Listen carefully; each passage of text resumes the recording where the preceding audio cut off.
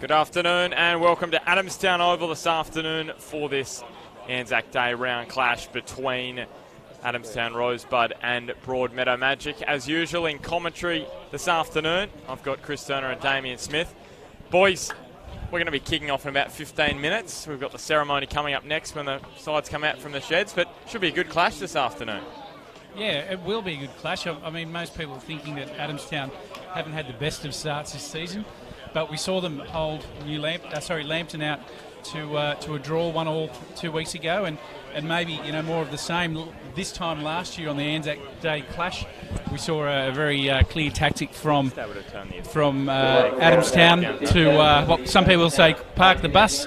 But this year it'll be interesting to see what tactics they deploy, because Broadmeadow will come out with a very, very strong lineup. Yeah, totally agree. And I think both teams will be have a bit of confidence from last weekend's effort. Obviously, Adamstown having a draw against Lambton and some desperate defend and sort of assisted that. And Broadmeadow beating the ladder leaders in Charlestown 1-0. So it should be very interesting. But I think it's very important for both sides to get off to a great start today.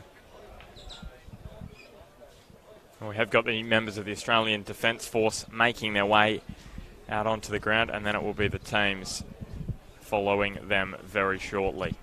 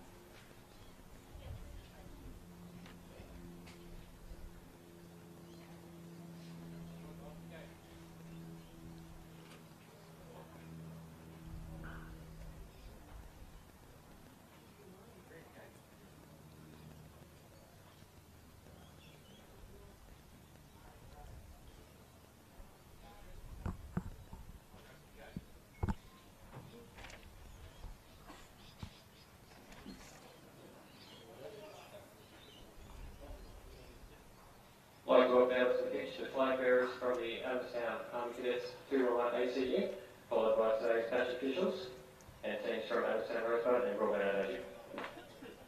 Flag by E, by the centre! Flag! March!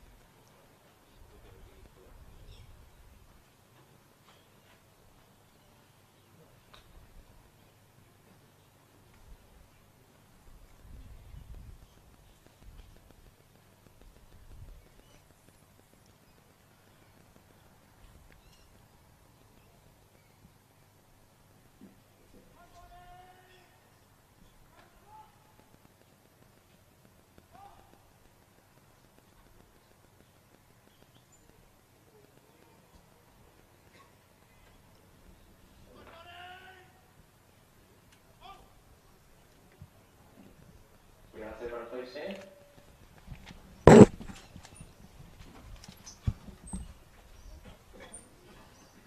They shall grow not old, as we that are left grow old.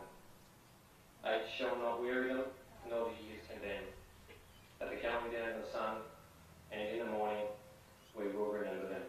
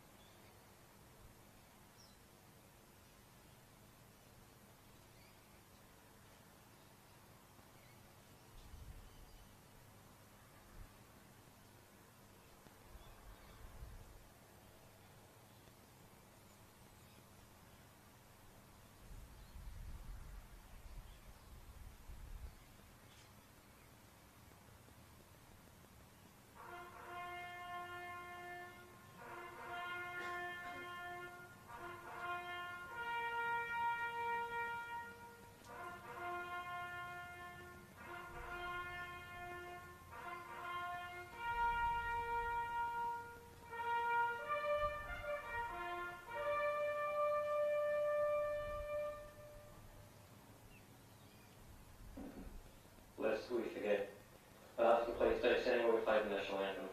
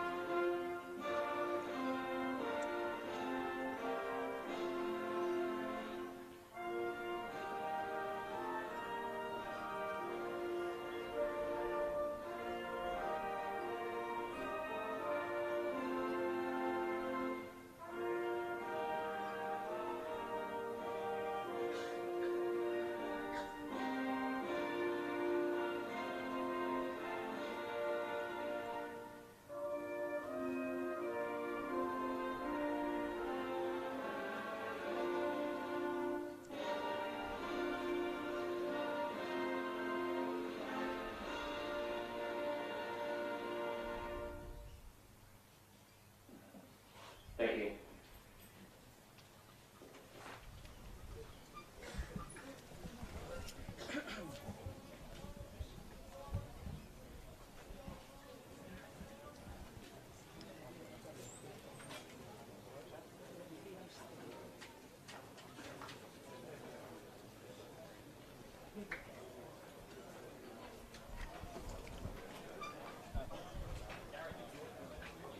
Well, both Adamstown and Broadmeadow turned a corner last week after both suffered back-to-back defeats and turning the momentum around was exactly what the doctor ordered. This week, though, it's the next step forward in that process. Broadmeadow Magic, the visitors this afternoon, will look to achieve back-to-back victories for the first time this season, while Adamstown, they're searching for their first win of the 2018 campaign. And history, well, it hasn't been kind to the Rosebuds in this fixture. Magic have a stranglehold over the Rosebuds, and they haven't lost here. They haven't lost anywhere to Adamstown since 1999 in the league competition. An incredible run of local domination. But Hoodoos, they are there to be ended, and Adamstown, they'll be looking to do just that this afternoon. Here's how the home side line up. Shane Cansdell Sheriff, the Rosebuds coach, he just makes the one change to last week's side, who drew 1-1 with Lambton Jaffers. Very big improvement from the Rosebuds. Callum Gabriel, he makes way for Robbie Turnbull. Adamstown skipper Ben Higgins, he comes up against his former side for the first time this afternoon since he left them last year. He got limited game time under Magic coach Ruben Zadkovic. For Ruben, his side, he just makes the one change to the side who beat Charlestown, the high-flying Charlestown, 1-0 last week. Shane Paul was sent off late in the match, and he's suspended former Jets youth midfielder Cody Carroll. He comes in to fill the void. And James Virgili, up front, he'll be looking to continue his good form against Adamstown. He scored 5 goals in his last 4 against the Rosebuds. So Ruben Zadkovic, who are hoping Magic can put their recent up and down form behind them and win for the second week in a row. And Shane Cansdell Sheriff, the Rosebuds mentor, is in his first season as an NPL head coach. After playing at Maitland last season, he's had a career, a very distinguished career, which has spanned Denmark and the UK, where he played most notably with Shrewsbury Town, the Adamstown Rosebuds coach. And our referee for this afternoon is Ryan Gallagher, and currently he's just fixing a net at the southern end of Adamstown Oval, which is not quite connected to the structure. So the net just coming adrift, as you can see now.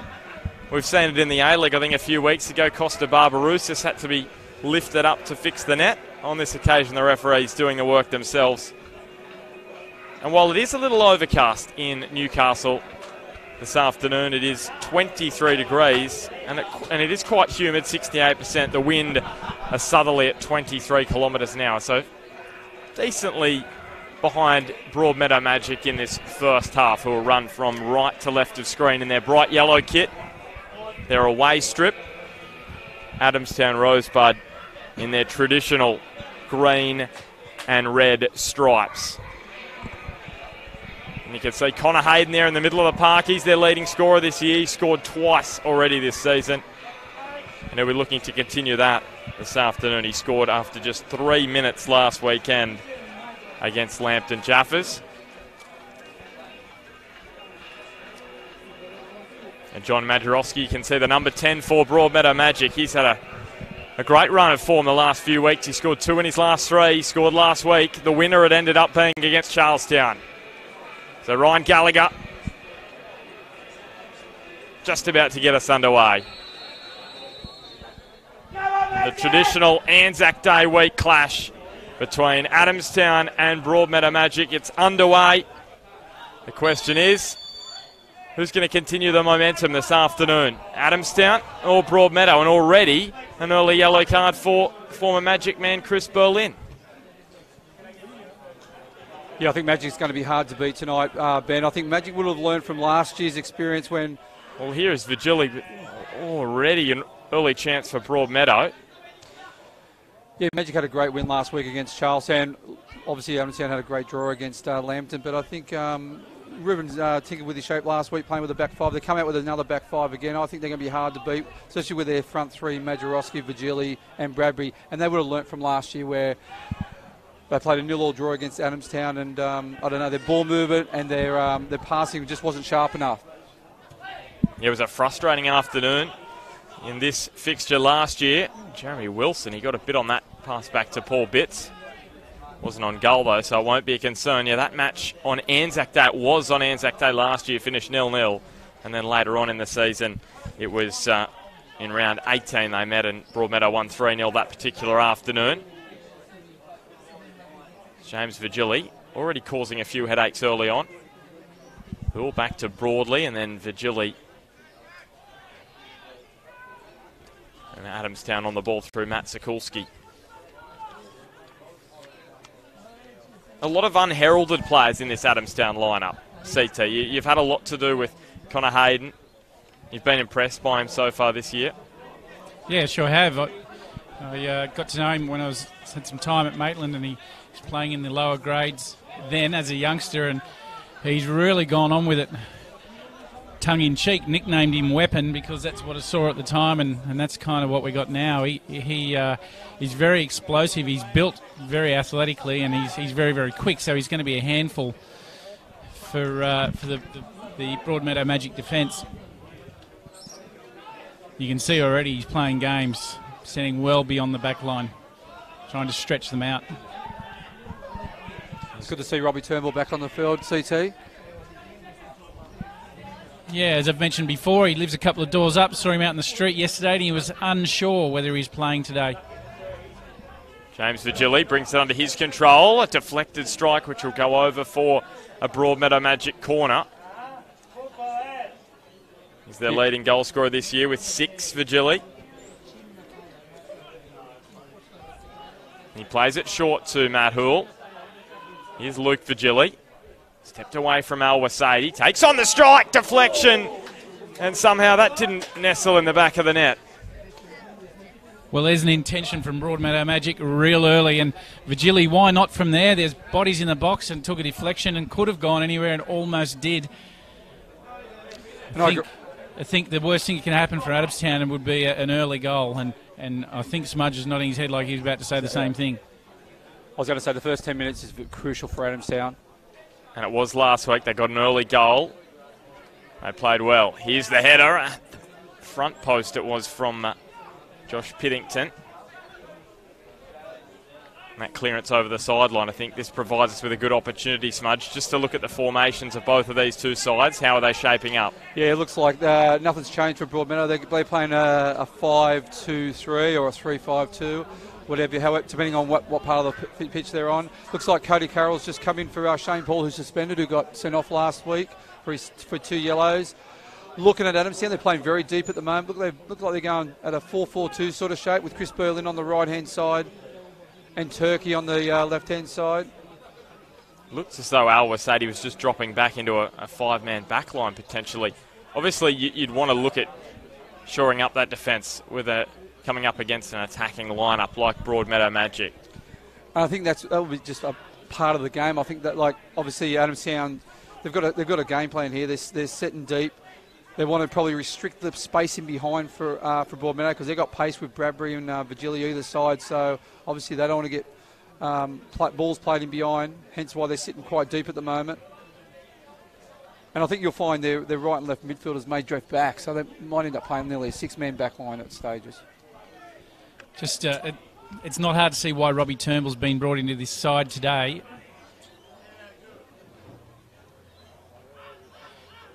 Majorowski just got a toe in, and Cody Carroll will recover. As mentioned before, he was in doubt, but as you say, Smudge, you've got to really shore up your back line. If he brings nothing else, he brings experience, and he'll keep them in check and make sure the lines are in order. And by that, meaning there's not big gaps between the defence and their midfield, and he'll be a big part of making sure that happens. Plus, Robbie rates himself; he'll get himself into the game and be a menace down that right-hand side as well. I also think they'll be a little bit careful. Their right and left fullback in Ollie Davies on the left and Robbie Turnbull on the right. They probably don't want to get too high and wide too early because they'll expose space in behind, and that's where Magic can exploit nice and early in the game. There's Ben Higgins. He was trying to look for Robbie Turnbull. Those two, just 2 of 3 players out there for Adamstown who have scored multiple goals. I should say there's 4 men out there who have scored multiple goals in the NPL in their career. So just 4 of 11 that have scored more than a goal in the NPL. Higgins, Turnbull, Connor Hayden up front. That's well hit by Vigili. And Chris Berlin as well. So that's been a concern for Adamstown this year. They've only scored 4 goals in 5 matches. Griffiths. Confidence in the front third key. Here is the Saudi winger. Al Wasaidi just trod on the ball. He was very impressive in the Heritage Cup final against Western that we witnessed. As Matt Houle looks up and sees the run of Cale Bradbury. Oh. And Turnbull nods it back to Paul Bitts. So, Bart, just looking at the shape here, 4-4-2 versus a 3-5-2 or 5-3-2. With Virgili and Matt Houle, who are playing like their wing-backs, they'll probably move more towards in the midfield with Magic probably having more possession, meaning they're going to have an overload in the midfield. So very important for the middle or the midfield four of Adamstown to really tuck nice and tight CT. Yeah, and that'll be key for them when they've got a lot of possession as well, and they've got additional numbers through the middle of the park. Totally agree, Smudge. There's John Griffiths kneeing it up the ground. And now Justin Broadley being pushed over towards that far touchline. Houle back to Griffiths.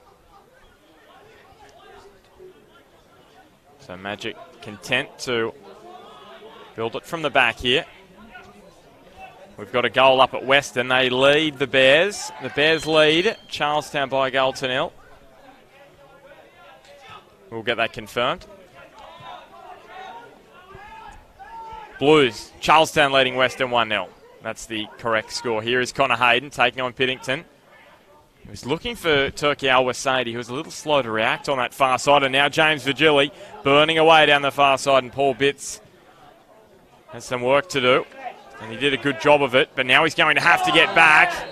And that was a good foul.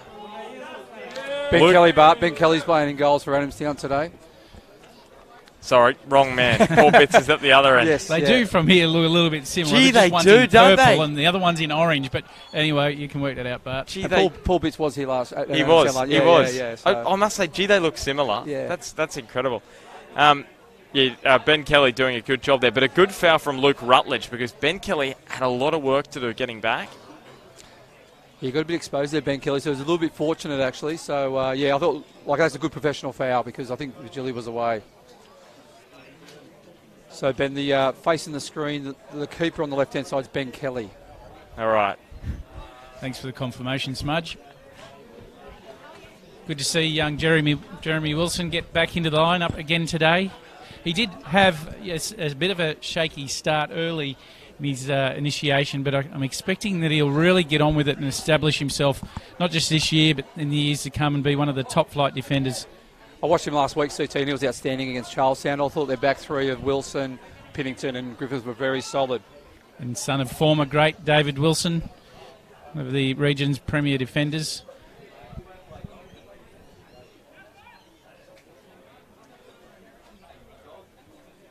Big test for Jeremy with Connor Hayden to lock that up, and so far so good for him.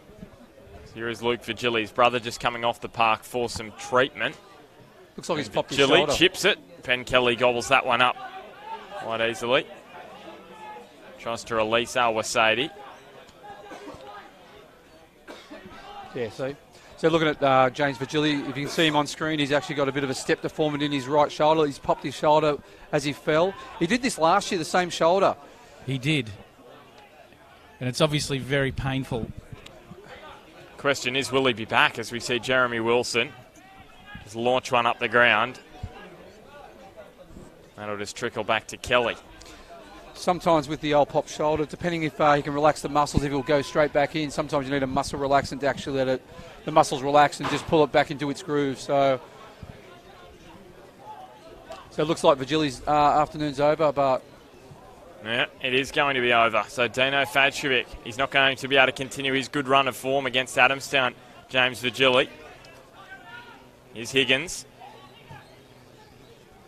Sees Al-Wasaidi, who will be unable to track that one down. And an early force change here for Broadmeadow. So Virgili gone. And Dino Fadcevic comes onto the park. He's had a pretty lean run of late. He hasn't scored since June last year. He scored in 3 consecutive matches. And then hasn't scored since. Well, that's some player to bring off the bench, and he'll make the most of his opportunity, I'm sure. Majerowski, and Fadcevic gets a good first touch. Nods the header back to Majerowski, who finds the run of Fadcevic. Takes on the strike, and Matt Sokulski is there to clean up for Adamstown. Then Judd Duncan Al-Wasaidi in a foot race with Matt Hoole, who leaves it a bit short. Al-Wasaidi and Paul Bitts saves the day for Broadmeadow Magic. What an opportunity that was for the Saudi Arabian winger, the import for Adamstown Rosebud. Yeah, it looked like he was caught in two minds there. He could have dragged the keeper. I probably would have, if you're going to drag the keeper, I probably would have went on the outside of the keeper because you still had defenders of Broadmeadow chasing back. But, you know, a first-time strike probably would have been on the cards there because Paul Bitts was way off his line. And now Robbie Turnbull plays in Chris Berlin. Turnbull gets underneath it.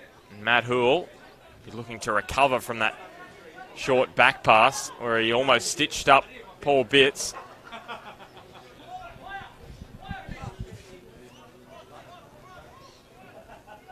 Now John Griffiths.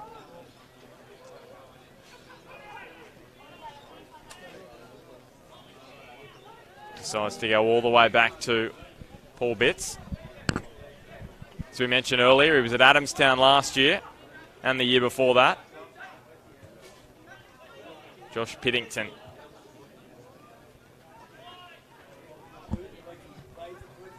And there's a poor ball straight to Al-Wasaidi. Sikulski gets fouled and looks to take it quickly. Good intent there from the youngster, Sikulski. Al-Wasaidi hangs it up. Hayden was there. Chris Berlin tracks it down. Wouldn't he love to score against his former club? He sees the run of Judd Duncan. Now back to Davies, and the quality just lets him down. I will say Chris Berlin, having coached Chris Berlin, and he's played at Edgeworth and Olympia, he scored many a goal between his former clubs, and I'm pretty sure he scored against Broadmeadow last year.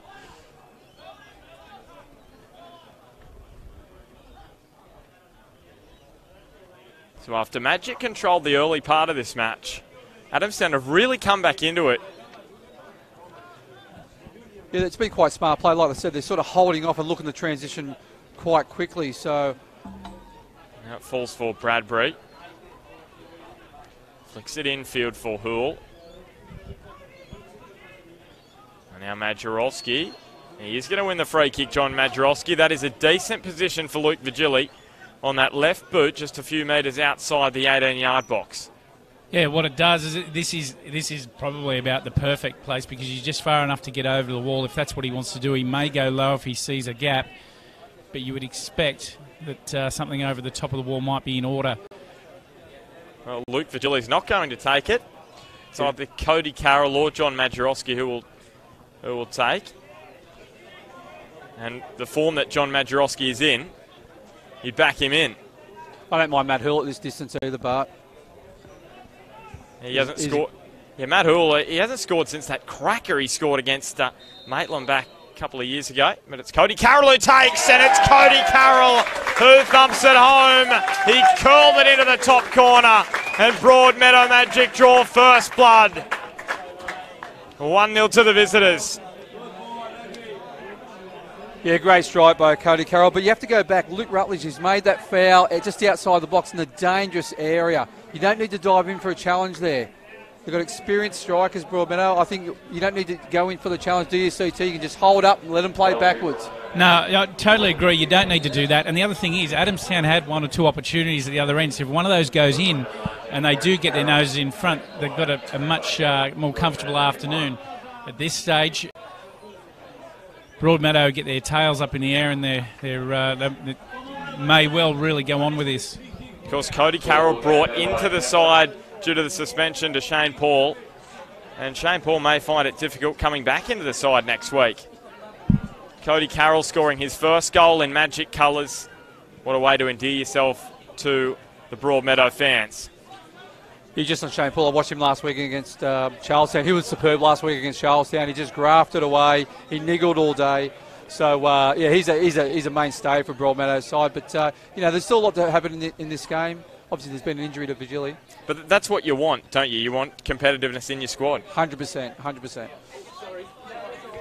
So the throw is long. Higgins there, and Al-Wasaidi with the clearance away. So now it's going to be difficult for Adamstown. They're a goal down. It's going to prove a test of their mettle. I think it's very important for Adamstown to just stay composed, stay to their structure, stay to their game plan, especially their defensive game plan, because they don't want to concede a second. If they concede a second, that's when it's going to be difficult. However, as long as it stays 1-0, they can still frustrate Broadmeadow, still pinch a goal. And they've had 1 or 2 opportunities. Yeah, so that was Broadmeadow's first goal here at Adamstown Oval since 2016. Turnbull chipping forward. Now Chris Berlin, and they just had a good passage of play, Adamstown, just before that goal, and that silly free kick given away by Rutledge. Well, that could have been 1-0 up, Bart. Al Wasadi had a great chance, and of course 1-on-1. Chris Berlin as well had that opportunity with Connor Hayden.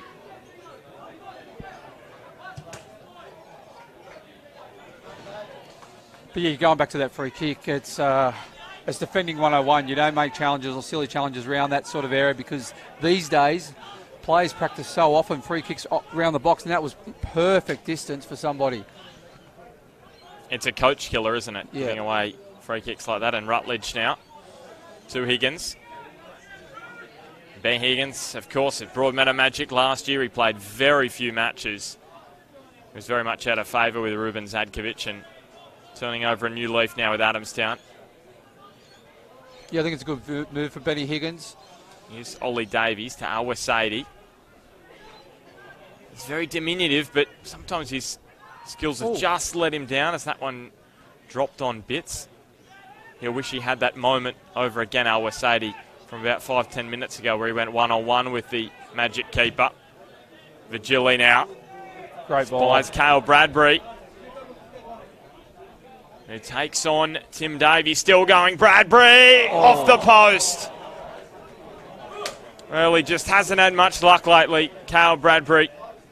He hasn't scored in 3 matches, and he hasn't, well, you won't get a better opportunity than that to open the scoring, or break his goal-scoring drought, I should say. With Cody Carroll opening the scoring previously. Great ball by Luke Vigili. That's the thing, playing a 3-5-2. You've got 2 wide wing-backs, and he's found Bradbury on the far right-hand side. 1-on-1 situation, and very unlucky. Nice strike, but hit the post. Charlestown up 2-0 in that game against Western. Here is Cale Bradbury again. He's going to come at Adamstown. He's causing them issues. Majorowski, that was neat. Open goal, great desire from Ollie Davies. And I'm going to say at this point in time, that could have been a match saver, because if they go down 2-0, this is a really dangerous period for Adamstown. Agree, Bart. Very important. If they go down 2-0, it's going to be difficult for them to get back into the game. They're going to have to come out, which will probably allow more opportunities for Broadmeadow. Do you feel if they go down 2-0 here, the scoreline could get ugly?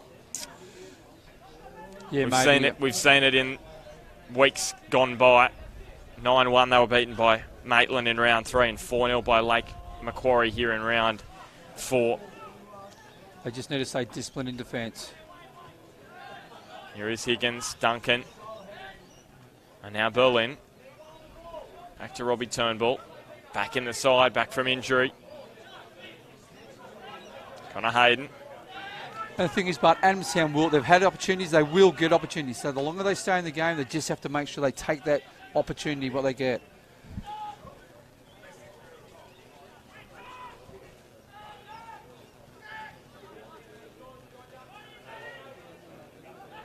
Here's Luke Rutledge taking on Majorowski. Higgins. And his pass just over here.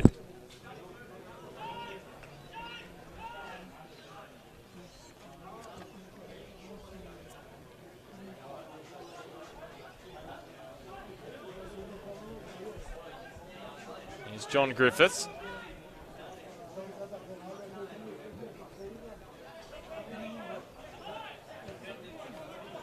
We say winning's a habit and losing is a habit. Well, Adamstown have made not winning a habit. I'm not going to say losing overall, but they've won just 5 of their last 31 matches in the NPL.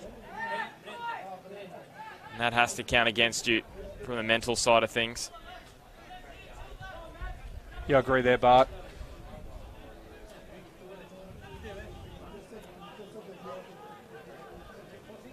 He's got a young squad to play with. Cairnsdale Sheriff, that's well played.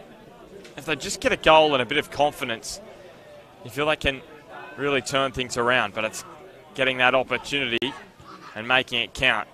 Here's the ball to Hayden. Is it opening up for them?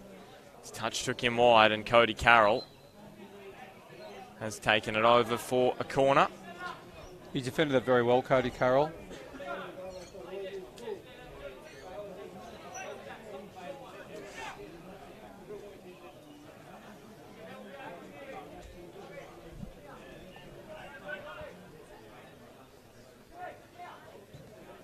So Sikulski got a lot of height on that, dropping towards the far post.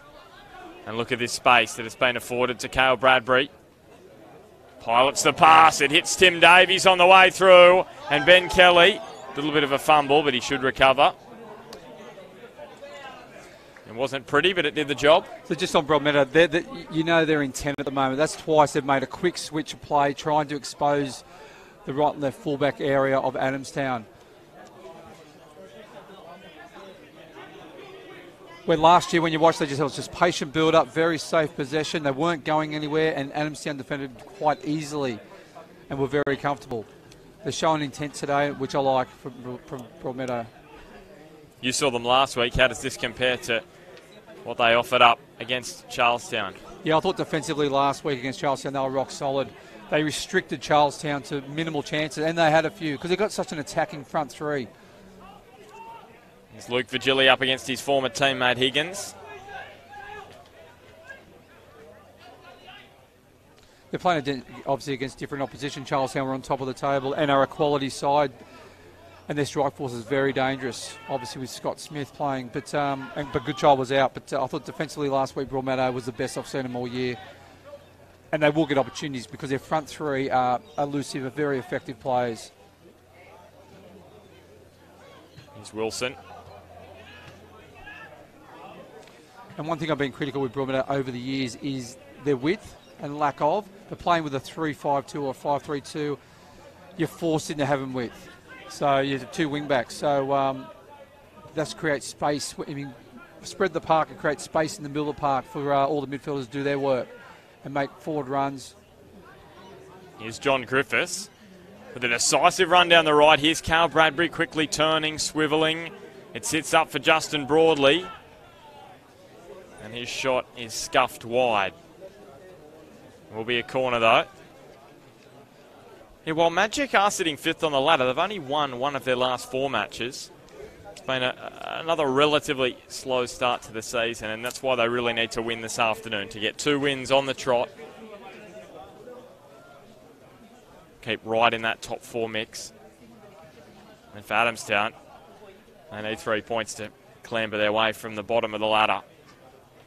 The other thing, Hool towards the back post, and Kelly is just going to knock that one over for another corner kick. the other thing with Broadmeadow, they've played Charlestown, they've played Edgeworth, they've played Lambton, they've played 3 of the top 4 sides as well. So still a long way to go. It's very congested, isn't it, at the table at the moment? So especially with Edgeworth having the win last night, they go to the top of the table. But it looks like Charlestown, they're on top. They're winning 2-0 at the moment, so they'll probably jump ahead with the game in hand. So Luke Vigili didn't get the purchase he would have liked on that corner, but he will get a second bite at the cherry. Now Matt Hool curling it deep. Fajkovic. Here is Al Wasadi bringing it down. There's no one up in the front third. Gee, Connor Hayden, he was almost onto that. Now Luke Vigili over on the right. Here's Bradbury turning Davies this way and that. Look at this, Adamstown sitting very, very deep. It's all hands to the pump for them at the moment.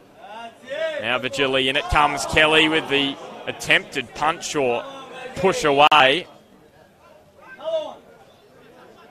And now Hayden and Carroll clash, and here's an opportunity for Adamstown. If they can move it quickly to the left, they can. Sikulski, he's got Hayden on his right. He plays in Connor Hayden, and Hayden just couldn't quite free the foot to get the shot away because Matt Hoole was hurriedly across. Yeah, he did very well, Matt Hill, didn't he? Just the Hayden's touch just went beyond him, and Matt Hill just got the opportunity to get a toe in. So well defended by Broadmeadow. A good transition by Adamstown.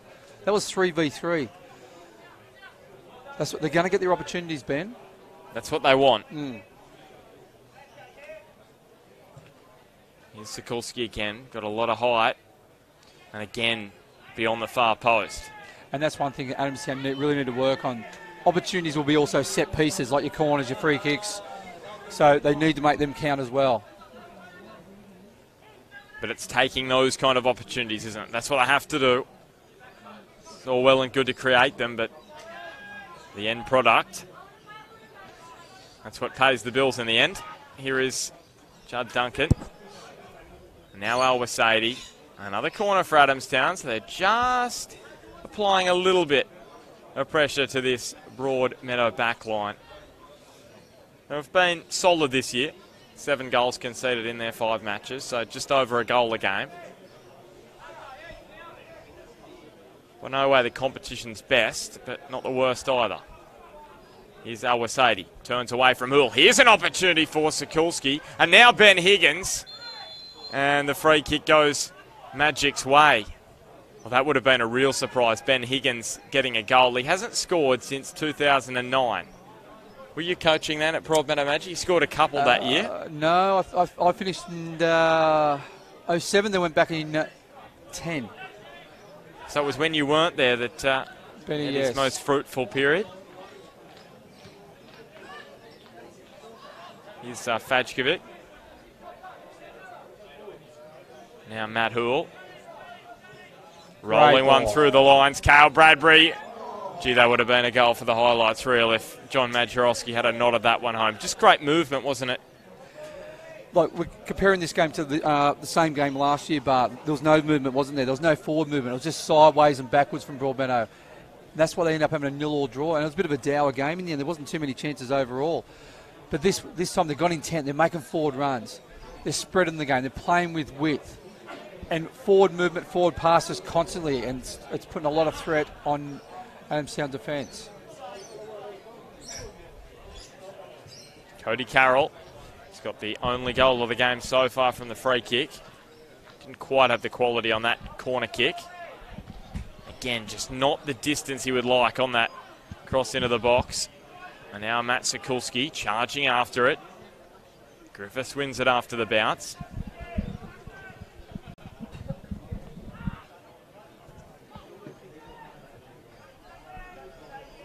Oh, great interception from Rutledge. He read the play superbly well there. And now it affords the opportunity for Adamstown. Is that a card potentially, or did Magic have enough players behind the ball that a yellow card wasn't warranted? Adamstown had sort of one player forward anyway, so yeah, I don't think it was a yellow card. It was definitely a foul, even though John Griffith thought he got the ball, but he has slid him from behind. Yeah, it was breaking down a promising situation. So chipped over the top, and Berlin goes up and Bitts almost fumbled that one into his own net. Got away with it.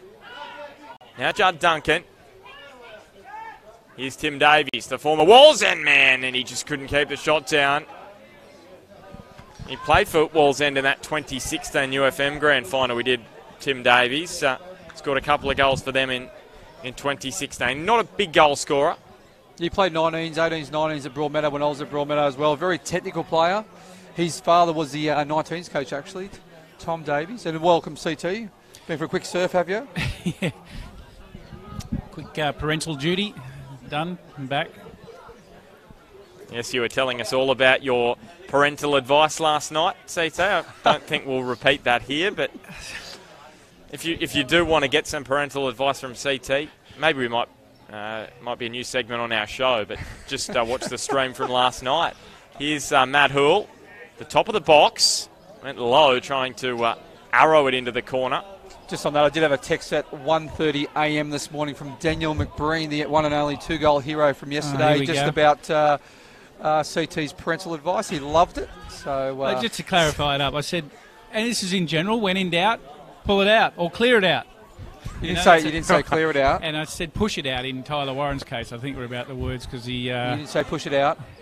Now, get it out. What we weren't what we weren't saying. However you wanted it. Yes. Josh Piddington just nipping in there, but what we haven't said about Daniel McBrain texting you at 1:30. The reason he texted Smudge at 1:30 was because he was watching his goals back on repeat for about 4 hours. I could after imagine the that. game. Yeah, I could imagine that. He would have watched them a few times, I would think. Yeah.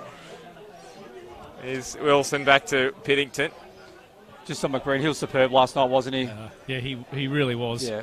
Put on the bench. Of course, he was sick last week and came up with Great two late goals. Here's Bradbury. He's looking to break his lean run in front of goal, and he cannot do it there. Well blocked by Davies. And here's the space that Adamstown just being allowed to have in the front third. Al-Wasaidi. The Saudi import into the middle. Hayden was there, as was Josh Piddington. Really like the way Wilson stuck with him. He really was very aware where he was. Didn't let him get more than 2 metres away from him through that whole run and that movement. And Connor Hayden was weaving and dipping. So they're in for battle, these two today. And I like the intent for Adamstown. They're going forward, aren't they? When they attack, they attack. Here's the corner curled in. John Griffiths there first. Offside. Well, this is a different intention we saw from Adamstown 12 months ago, where they really sat in and it was very obvious. You can see today they're one behind, but they're really starting to attack and they're getting themselves in the game, which is a good sign. And they've had a few opportunities, CT. I know you're doing parental duties, but they've had a few half chances. So, like we said before, you sort of walked away. But if they can stay in the game at 1-0, opportunities will come. Yeah, that's right. But if it gets to 2-0, that's when it's going to be very difficult for them. And important, they sort of have weathered that storm. And they didn't concede a second when it looked likely. Well, we've spoken plenty of times about momentum and confidence, and the longer the game goes in and it's only one, Adamstown will start to grow, especially if they can get themselves into attacking areas. So just the other scores, Charlestown leading Western by 2-0, and at the CB Complex, Valentine are up against Charlestown. That one's still locked at 0-0. Wouldn't be surprised if Valentine turn up this afternoon after that poor result last week. Here is Griffiths. He was slaloming past defenders. Carl Bradbury. Now Houle. And overhit. If he got it pinpoint, Majerowski would have had a free header at the back post. Wasn't to be.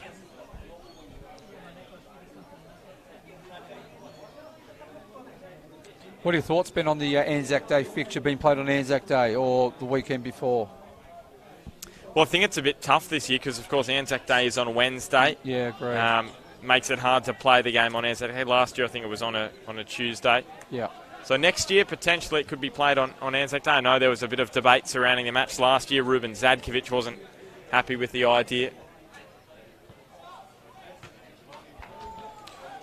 Anzac's another special day for me, but it's my wife's birthday on Anzac Day. So what are you up to on Anzac Day? Hopefully in Victoria. Just got a bit of a sick bub at the moment. Hopefully he's all right, and we'll take him down to Victoria while it's school holidays. Just a bit of quality lacking in the match at the moment. Yeah, you weren't meant to be here for this afternoon's match. You were meant to be off. Yeah, so... slight change in plans, Smudge? Yeah, slight change in plans at 4 a.m. this morning. So... And I hope you get your wife something really nice, because she's got a fair bit to put up with. And it's not your children. Yeah, it's his dog. Yeah, Charlie. Here's Luke Rutledge. And now Ben Higgins. So just the match entering a little bit of a lull here inside the final 10 minutes of the first half. Just the sun going behind the clouds. A little bit of overcast conditions taking over. Potentially a bit of rain on the way. Here's the ball over the top. Berlin, an open goal for Robbie Turnbull if he is good enough. Takes a touch, turns, Berlin, and Piddington is there. Better from Adamstown. And they've had the better of the chances over the last few minutes. I've just noticed Magic's defence just dropping a little bit deeper. I'm unsure why. They're just sitting back a little bit, which before they had intent, they were pushing right on and really squeezing Adamstown, just giving them a bit more space. than what they were in the opening 20 minutes. So Sikulski plays it short to Al Wasadi. Sikulski is trying to fire one off towards the near post. Is it because maybe they're just fatiguing a little bit, Broadmeadow Magic? No, I don't think so. I think Adamstown have just got a spring in their step. They've got a sniff that they're not being beaten 4-0, and they're in the game, and they're going on with it. And you've got players like Higgins, for example, in the middle at the back, and Turnbull that we mentioned before, Berlin. These guys have been around it before, and they're encouraging the others along, give them some confidence. And on confidence, they've had a few chances, haven't they? And they've got him behind a few times. So even though it's only a 1-0 scoreline, they're still in this game.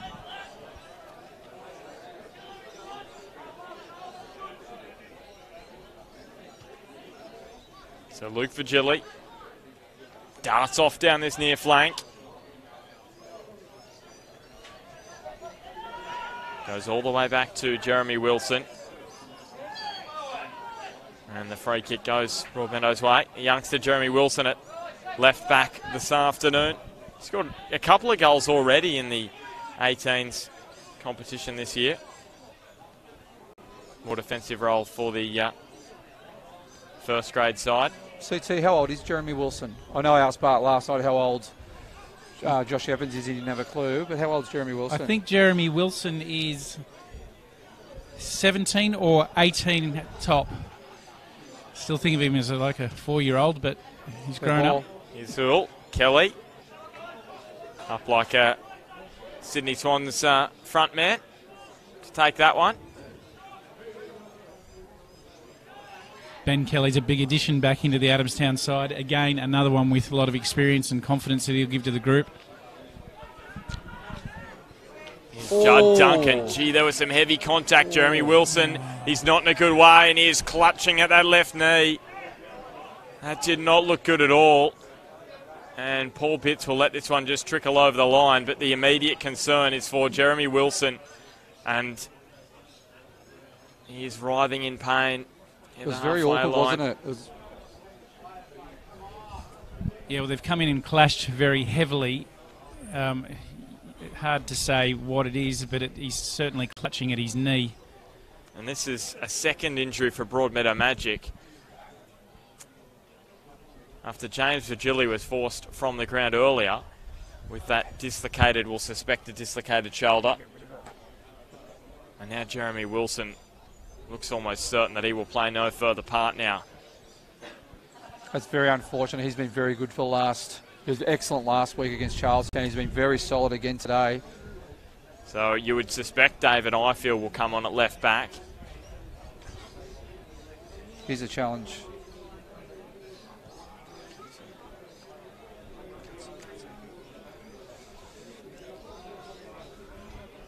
Yeah, David Ifield expected to come on. He did play a couple of weeks ago in that defeat. He was back in round 3 in that defeat to Edgeworth. Of course, he scored the own goal, which won the match for the Eagles. And he'll be wanting to turn things around confidence-wise. I don't think it will be him that comes on. It looks as though Takumi Sanada is getting ready. So he may be out of favour, David Ifield, after scoring that own goal. So I'm expecting a reshuffle. Interesting to see if Wilson can put weight through this leg of his when he moves onto the stretcher.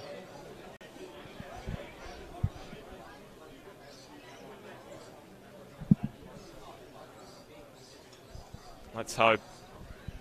It looks. Yeah, it looks in a bit of trouble. You see how he can't straighten his knee? Let's hope that it's not as bad as it looks, because it's not great for the young 18-year-olds. We're just talking about how good he'd been this afternoon and this season.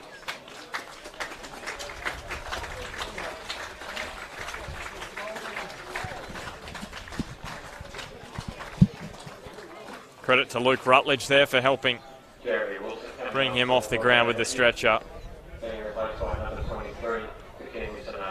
So Takumi Sanada heads out onto the park, and he may just slot into that left back role, Sanada. He's heading over to the far side. Of course, 5-man backline for Broadmeadow Magic, so it looks like Sonata has just slotted into that right of centre position, with Piddington playing in that central defensive role of the 3 back men. Matt Hoole at right fullback, and then Sonata just inside him. Just talking to the Magic physiotherapist, Tom Russell, he said he felt like Jeremy Wilson had a bit of a pop, which could be a concern. Is that potentially an ACL? Potentially could be meniscal, which would be probably a preferred injury than a ACL. But here is Dino Fadjovic, but Ben Kelly, gee, I tell you what, he's had some interesting moments, Ben Kelly, where he hasn't quite looked as fluent as you would expect, but it's got the job done. As long as it gets the job done, Bart. Here's Luke Vigili. So quickly back into action. The players, after that long stoppage, have to get back into things, and Ryan Gallagher is given the free kick to Broadmeadow. Little tug from Sikulski.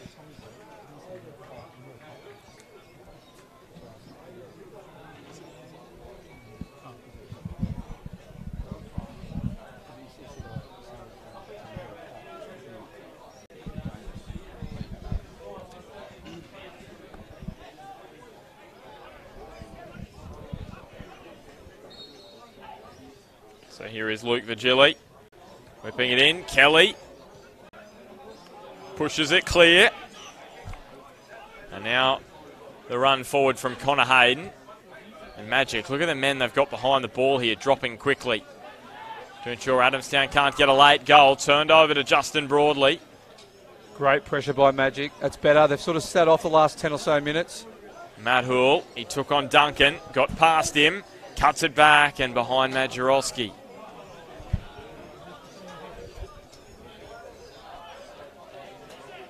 Now Robbie Turnbull, Davies, Sikulski.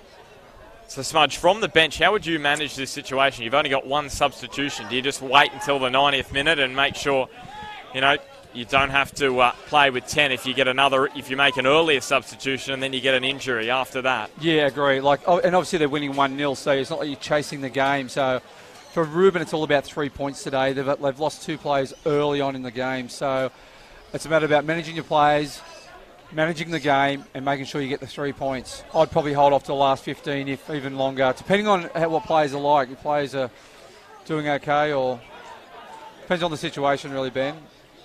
Play by play. It was well brought down by Judd Duncan. Here is Al Wasaidi stepping over the ball. Matt Hoole with the block.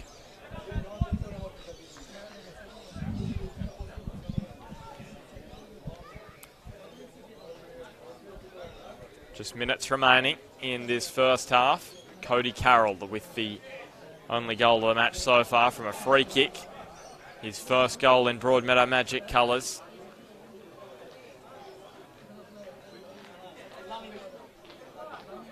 So Duncan again, this one is curling in towards the near post. Magic could be on here. Here's Fadjovic, can they move it quickly? Look at this, this could be a 4-on-1 there if Luke Rutledge and Ollie Davies now dropping back. Adamstown lucky there, weren't they, Bart? It could have been 4v1, 4 Magic players and 1 Adamstown defender if they moved it quicker and on the deck. Here is Turnbull now playing in Connor Hayden. And Hayden gives Griffiths a shove. How did it get to that situation that Adamstown had so few men back behind the ball? Well, they pushed up for the set piece to the corner, and what Magic did was transition really quick. When the ball broke down, they were on their bikes from midfield and from the front 3, and they got pace. So fortunate for Adamstown, it was turned over. Maybe something I need to look at going forward. Just in this match. Just this duel with Connor Hayden and John Griffith. It's been a great duel. Both virtually the same site, same sort of build.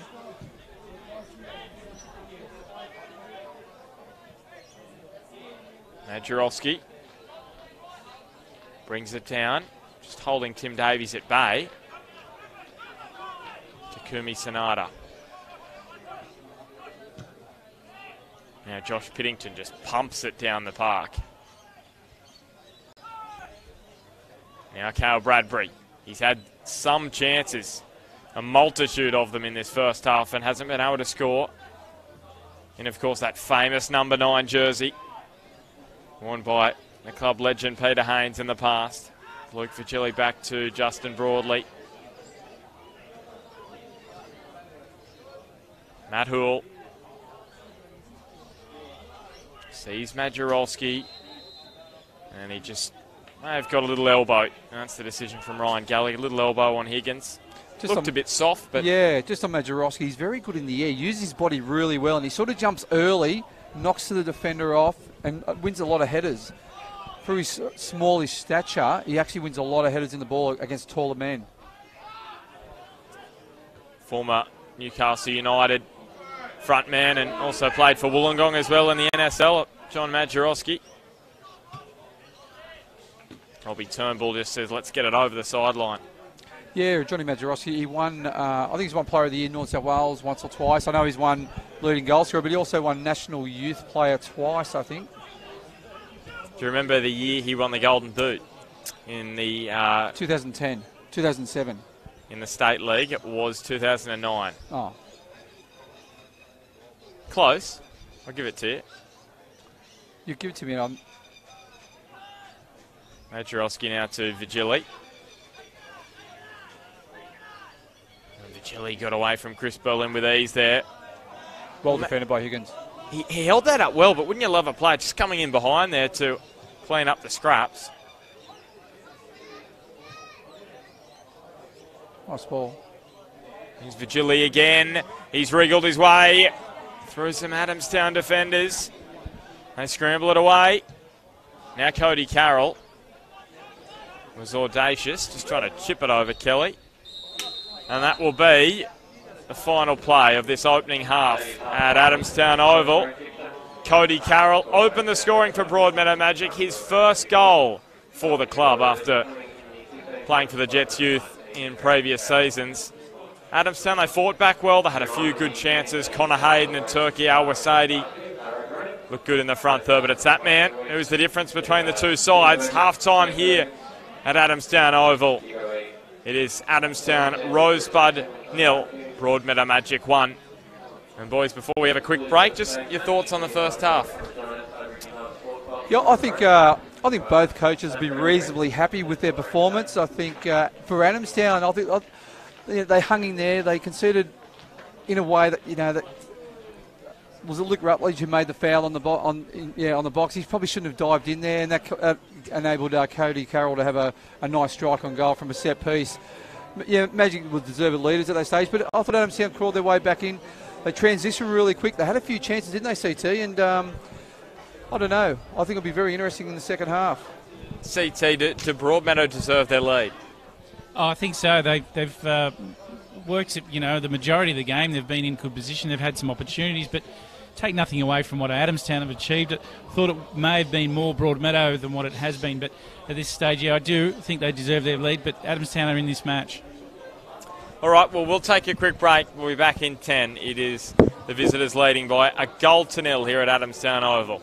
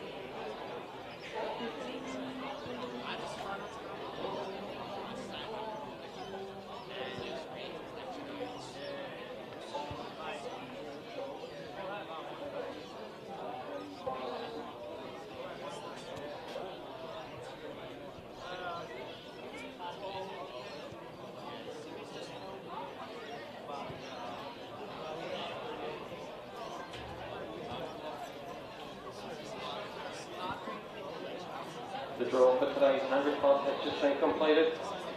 The winning number is number 43, belonging to Amber T. I'm taking that to be Amber Turnbull. If you want to make your way up to the media room, we have $100 in cash waiting for you.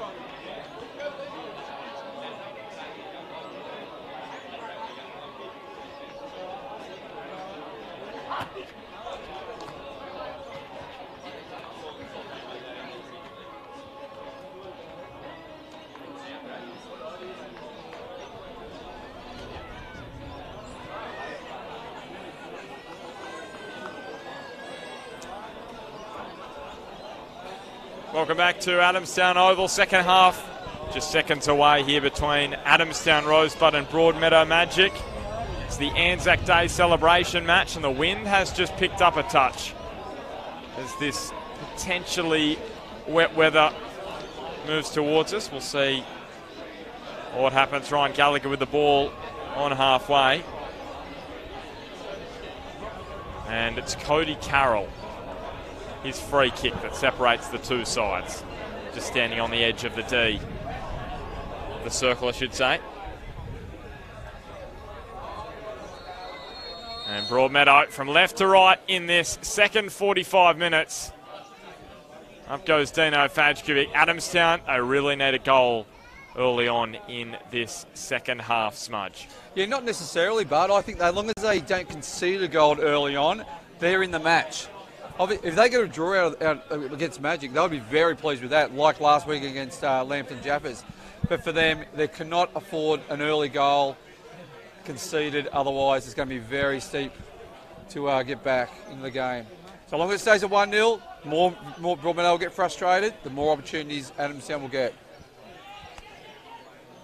Here's Al Wasaidi. We'll get a good look at him in the second half, and he wins a free kick early on.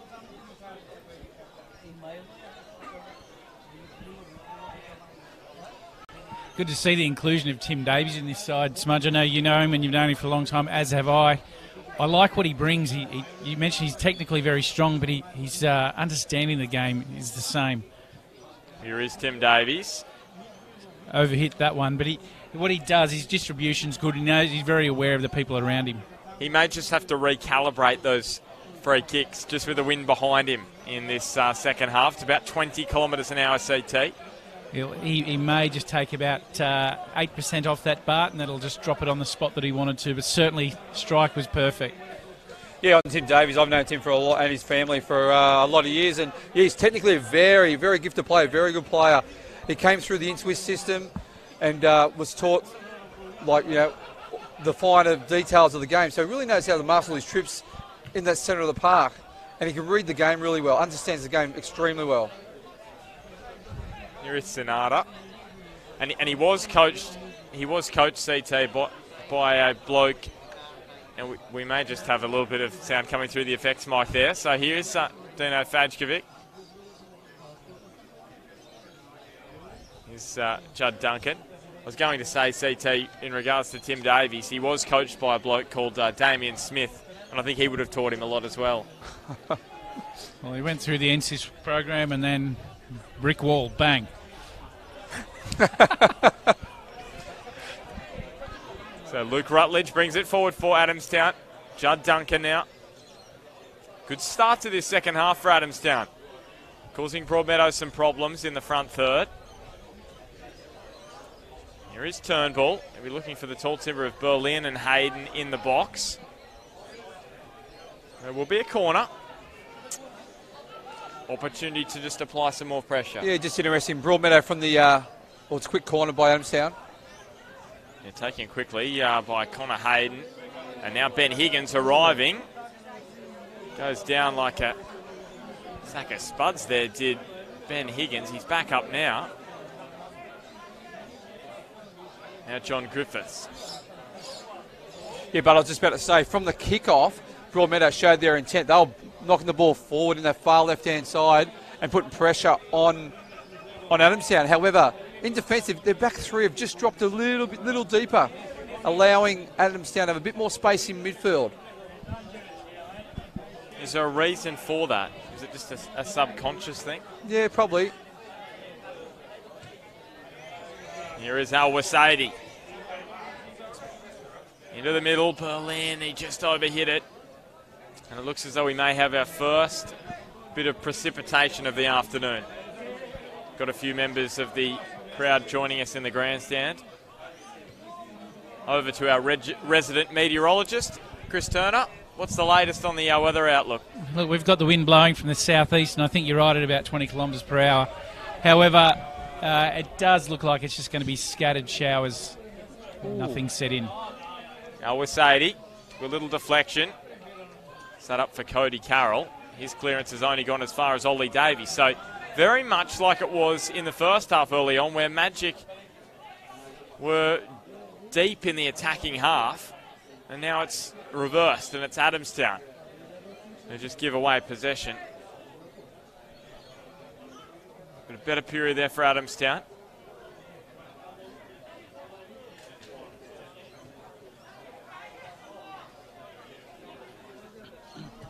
If you have just joined us, Broadmeadow Magic have suffered 2 injuries. James Virgili left the park early on with a shoulder injury. Looked as though he may have dislocated the shoulder. And Jeremy Wilson with a potentially severe knee injury. Yeah, James Virgili definitely dislocated the shoulder when he took his shirt off. He had a step deformity in that right-hand shoulder, so he's done that before. So hopefully he's only out for a week or so, depending on how quick they get it back in. And here is Berlin laying it off to Hayden, whose touch was a little too heavy. If it wasn't, that would have been a great opportunity. Paul Bitts has to scramble it over for a corner after all that.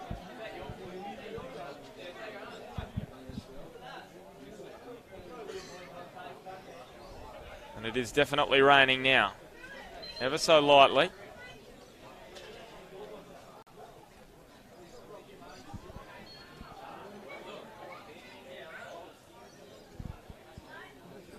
I was mentioning before, but if I say it's only going to be scattered showers, it'll probably flog down. Now, here's another potential injury for Broadmeadow. This is not good. It's John Griffiths who is down. yeah, I think he kicked the underboot of, I'm unsure if it was Connor Hayden or another Adamstown player when he went to clear the ball, and I'm pretty sure he kicked the studs of the underboot. So he's gone down, and that can really hurt. John Griffith doesn't go down that often as well, so he must be a little bit, he's up and about, putting weight through.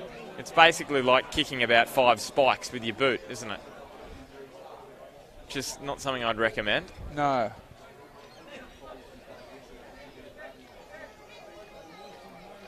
Well, they've got Takibi Soma on the bench and David Ifield in terms of the outfield players. Broadmeadow Magic. With Fad Shivik and Takumi Sonata already out there, who started off the bench this afternoon. Sikulski, Higgins.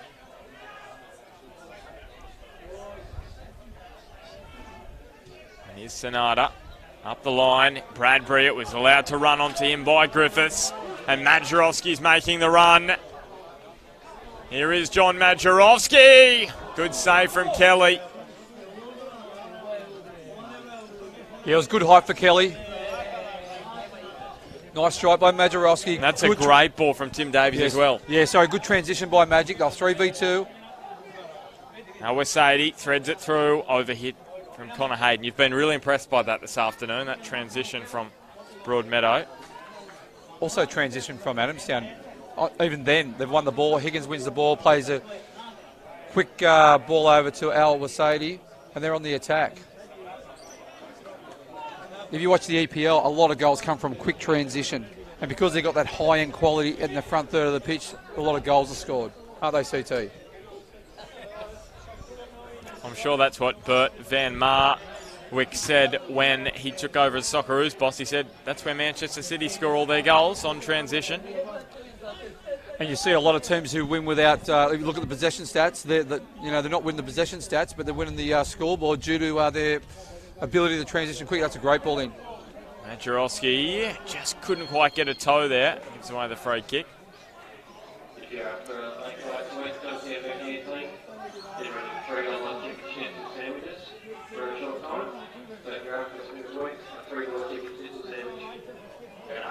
So just an update from the other ground. It's still 0-0 at Valentine up against Lambton.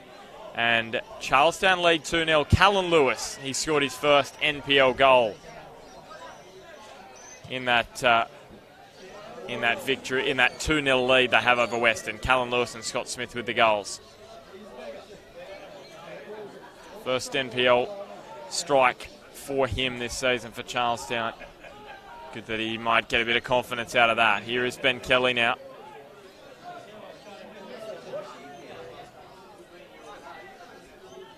Now Rutledge, wide to Ollie Davies.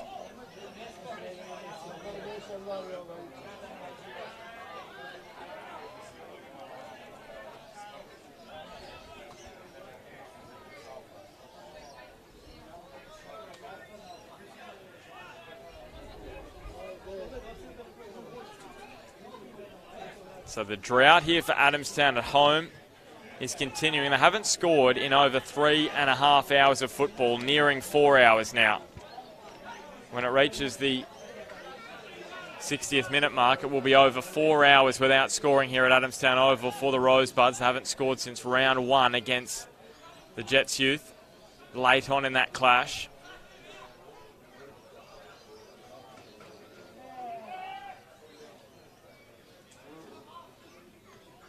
There's Ben Kelly. Western for the last 2 seasons. They finished bottom. And now he's with Adamstown, who are sitting on the bottom of the ladder. So he's hoping for a change of fortunes. I must say Cairnsdale Sheriffs has done wonders with this team. Last week they only conceded the single goal, where the previous few games before that they conceded, 16 goals. So obviously he's worked on his shape, and their defence has been rock solid today. Obviously Magic's had a few chances, but overall their structure and their discipline in defence, haven't they, CT, has been pretty good.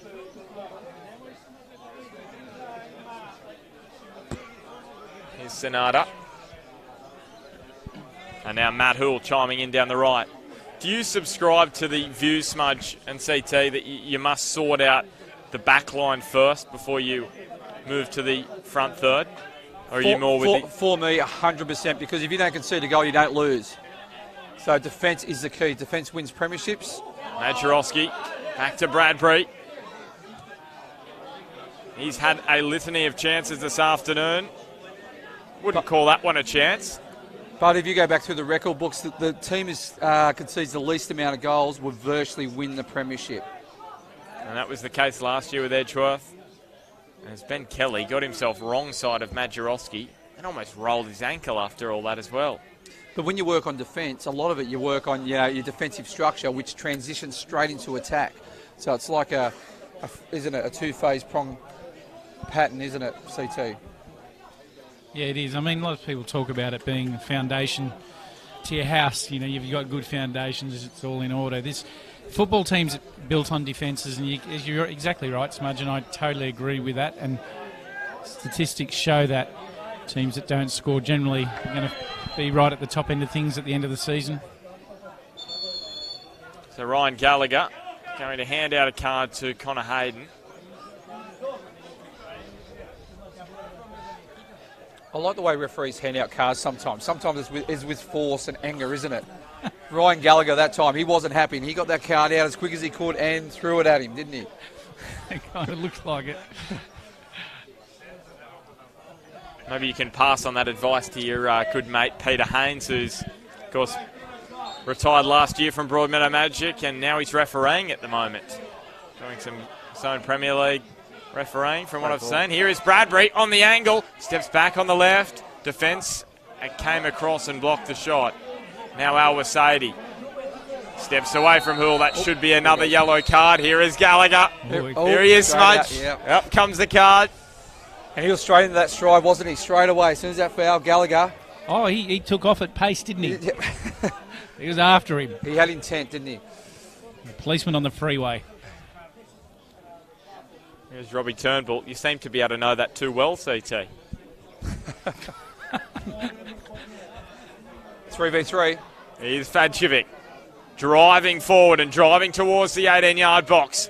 Bradbury again. Does he take on the strike? Carl Bradbury. Gee, hit it with venom. Not quite the accuracy he desired.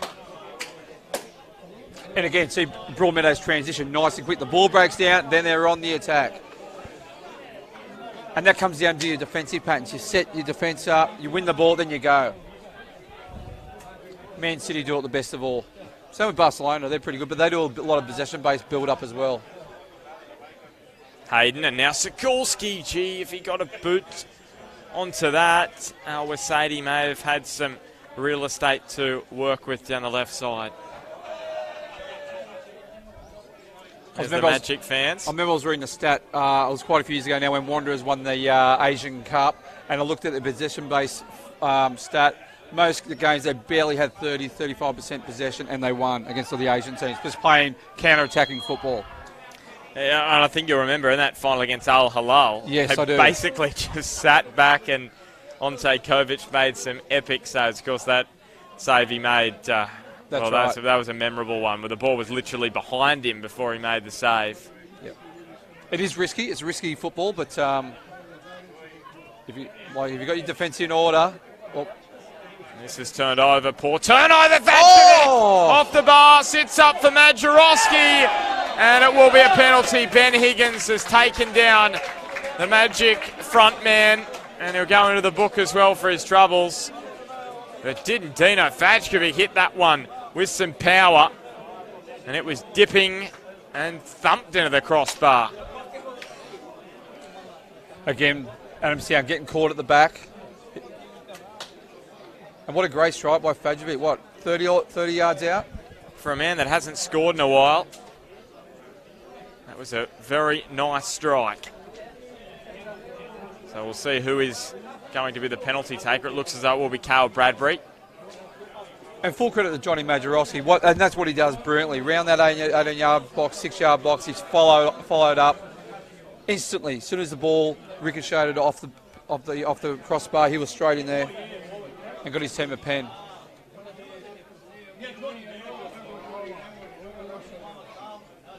So Cale Bradbury.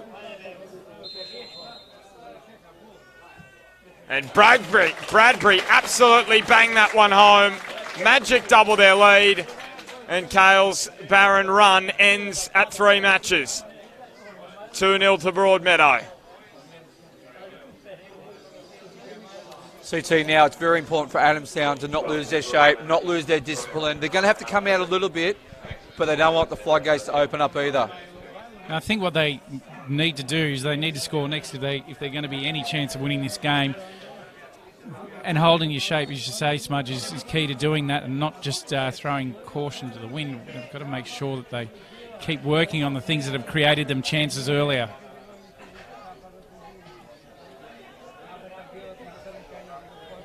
Here's Sikulski.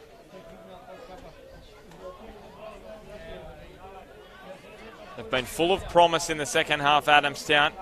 Just not quite the lethalness in the front third that they would desire. And that's the one thing that Magic's got. They've got the lethal 3 players up front. Just give them an inch and they'll take it. So Vacavik sees the run of Bradbury. Ben Kelly quickly out. They've got to hold firm here, Adamstown.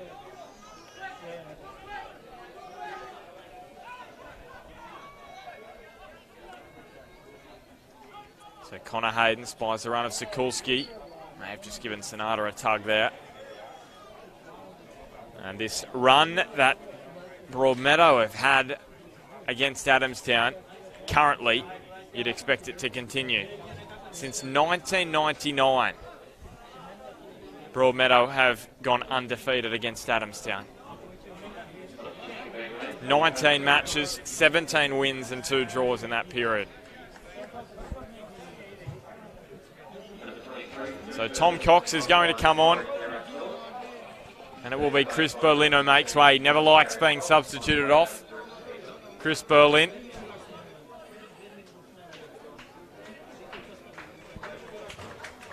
He leaves the park.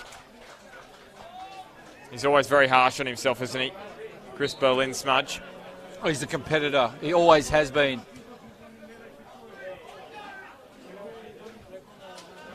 And now Tom Cox gets his opportunity to make good on the amount of promise he has shown over the years. Last year he won the Golden Boot in the under-20s competition with Hamilton Olympic. He scored 27 times. Can he make the step up to the NPL now when given the opportunity?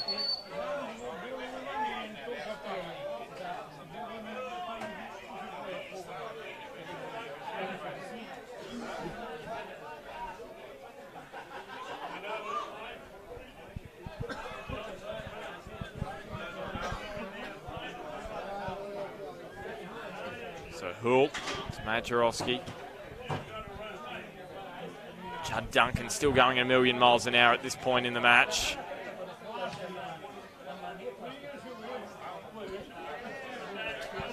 Now Luke Vigili.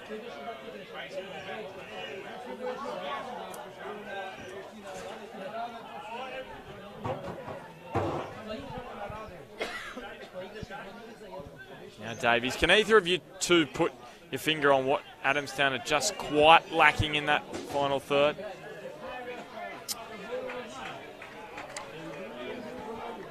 Well, it sort of comes down to, in essence, quality of the player as well. Magic's front three with Fajovic, James Vigili, who's off the park now, Bradbury, they've all played Jets youth, so they're high-quality players. Where Adamstown, well, they've got a chance here.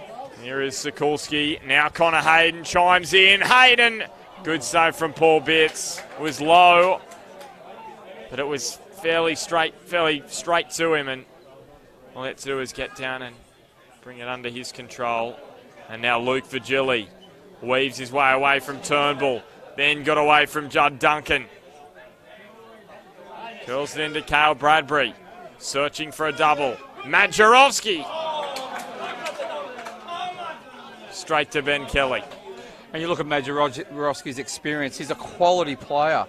So you can work on all the patterns of play, all the, your intricacies of attack. However, the final end product normally comes down to the player's ability. And Magic, you look at Good Child, you look at some of the top strikers, all the best teams in the comp. They've got the best strikers in the comp, haven't they? And they're proven strikers over the years.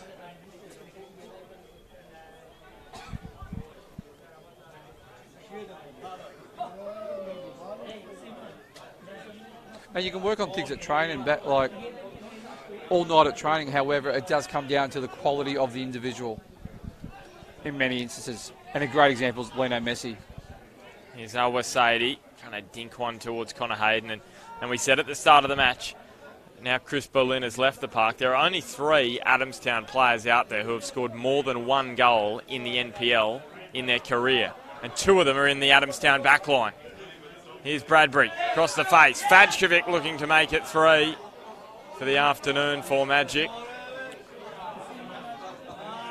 Now Rutledge looking for his teammate over at Hamilton Olympic. He was the captain of that under-20 side that Tom Cox played in. Now Davies looks up and sees Cox. Shoulder to shoulder with Sonata.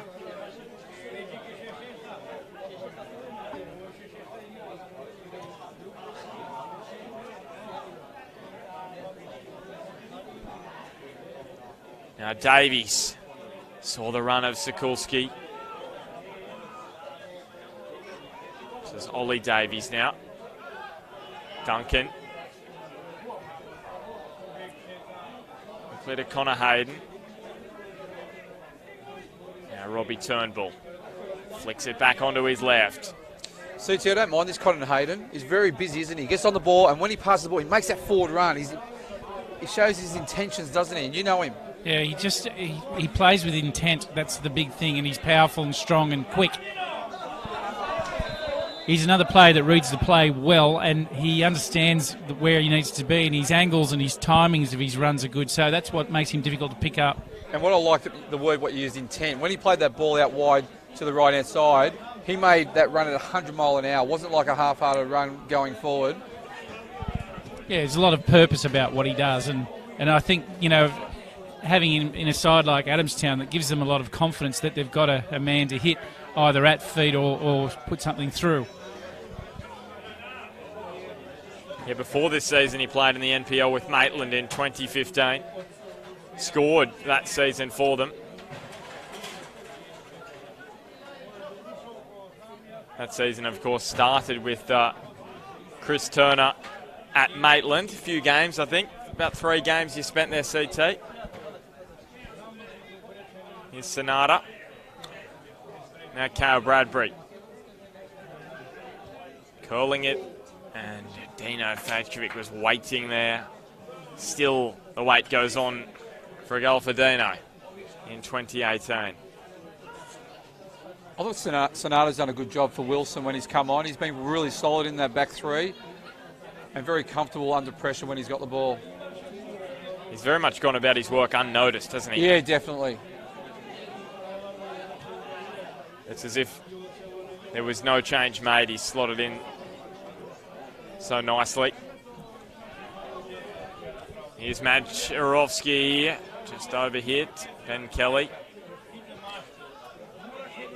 There's never a dull moment with Ben Kelly in goals.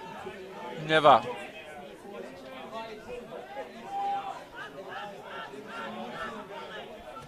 You know Ben Kelly very well, don't you, CT? I do, and he's a great character. And it's, look, typical of goalkeepers. You never know what you're going to get. Here's Hayden. To Turnbull. Got away from Sonata fairly comfortably. Piddington's clearance was shanked, and then Tom Cox couldn't quite. And this deflection onto the bar. Well, that was the stroke of luck Adamstown would have loved to receive from that Tim Davies strike. And when things just aren't going your way, they just don't go your way.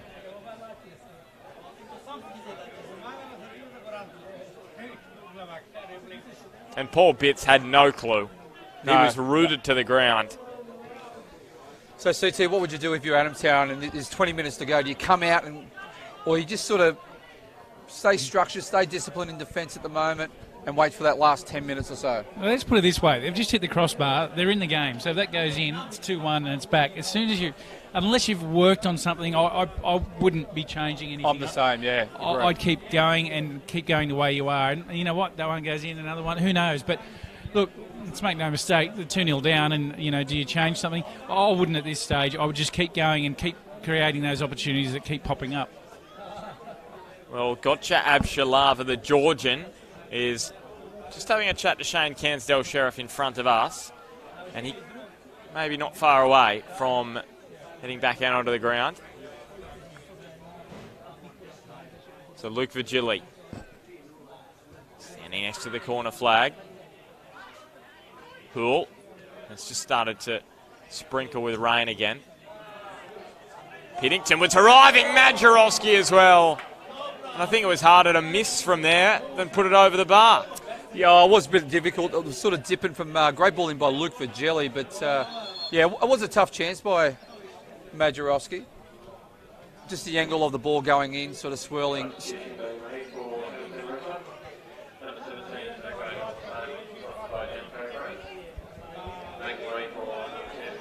So the two internationals exchanging spots on the ground.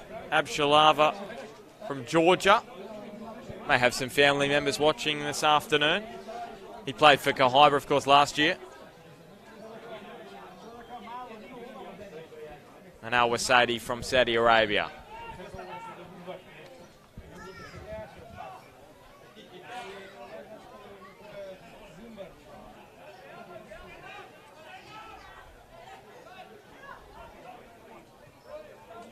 So Cody Carroll rolls it to Vigili.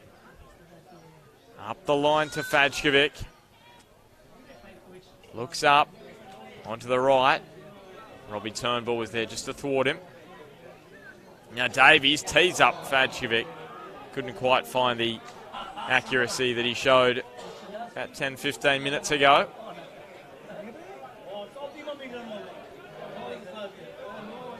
Scores around the ground, but still 2-0 at Charlestown with 5 minutes to play, and Valentine and Lambton are 0-0 with only a few minutes to play. It's an interesting result. That's Valentine for you. They've had some great results against sides in the top half of the ladder, and then last week against Lake Macquarie, they were terrible. Just on that refereeing there by Ryan Gallagher, he's allowed play to go on for a few seconds before he blew the whistle up. I thought that was well done. It was a foul by Sonata in the back of the Adamstown striker, but he just allowed play to go on in case it bounced Adamstown's way and they're on. I thought that was well refereed. So Ollie Davies just standing over this one. Oh, curling it in. Sikulski was there and he has deflected it away from goal. That left outstretched boot.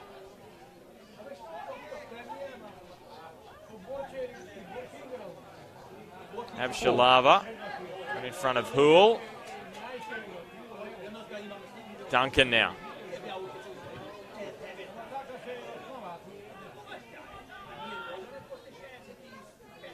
Now with Ben Higgins. Here's Robbie Turnbull.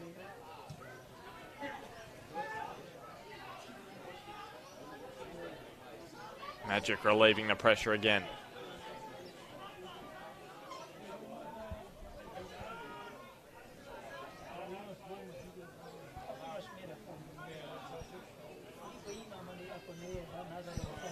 So an interesting round of fixtures awaits next week.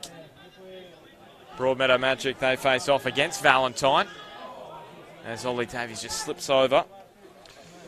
I've just been told by one of the Magic officials just before the game that it'll be Josh Pennington's 300th Magic game next week. Wow. Against Valentine. 300th. Wow. That's quite impressive, yeah. That is impressive.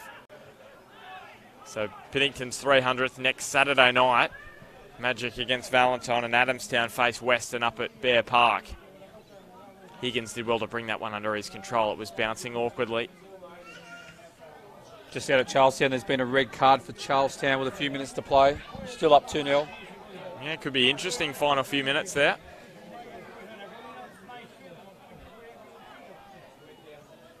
Here's Connor Hayden quickly giving it and making the run. And Robbie Turnbull's left it behind. And he will be rewarded with a free kick. So, yeah, just a Charlestown. Western scored, so it makes it 2-1. So, obviously, the red card must have been a last-man challenge or a challenge in the box. So, it's going to be an interesting 5 or so minutes at Charlestown. So, Ben Higgins, he wanted to take the free kick quickly, but Ryan Gallagher said, no, we'll have that taken again.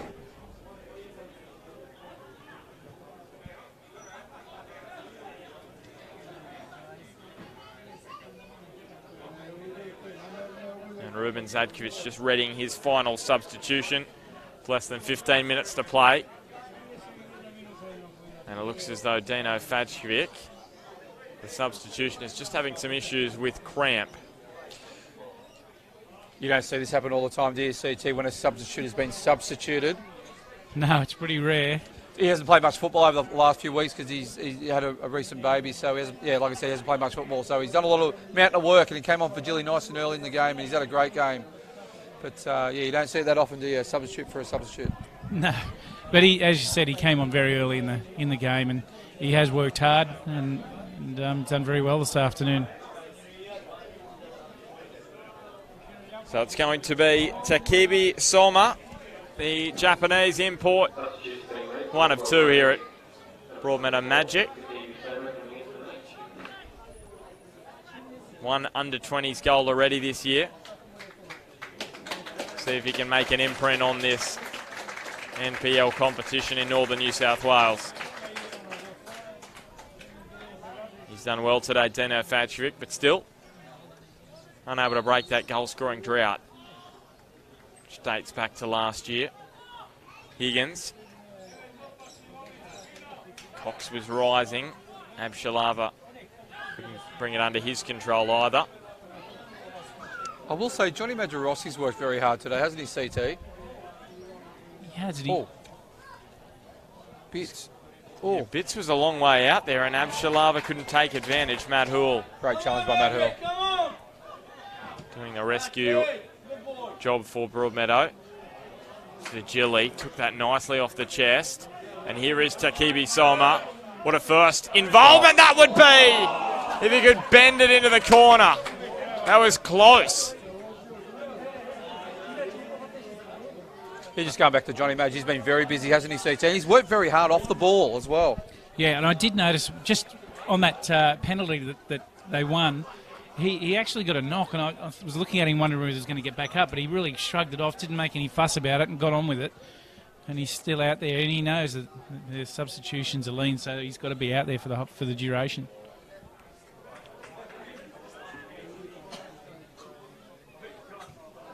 So Vigili got past Tim Davies, was just inside that near post. Gillian again. Kelly with the fumble, but he regathers.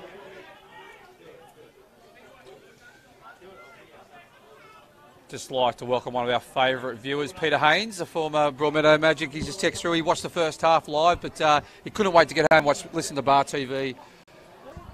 Well, here is Takebi Soma. Again, he's looked really good so far. And it could be another goal. Great save from Kelly. Great save. Good reflex dive from the Adamstown custodian. Abshalava. Well, Peter Haynes might have missed a little chat about him being a referee this year. Yeah, we gave Pete a big rap just earlier in the game, so you missed that, Pete. You might have to go rewind the footage and have a re-listen about what an outstanding referee you'll be. I don't think we've had too many complaints about his refereeing, have we? No, not just yet. Not just yet. Just send them to us in writing if you can. The boys, we have to elect a man of the match pretty soon. Harry Snittle, man of the match. Judd Duncan in towards Connor Hayden. Paul Bitts with a fumble as well, but he got away with it. Yep. Harry Snitzel. Love me Harry Snitzel, CT. Here is Soma again. He's been heavily involved since he's come onto the park. Ben Higgins was able to end his run. And Soma, and this doesn't look good here for Takibi Soma. He's gone down off the ball. Did he cop a bump from Davies? Well, might have to go back to that. Abshalava. Got a few internationals out there on the park this afternoon. It's Broadley. Over towards Vigili. Soma is back up now.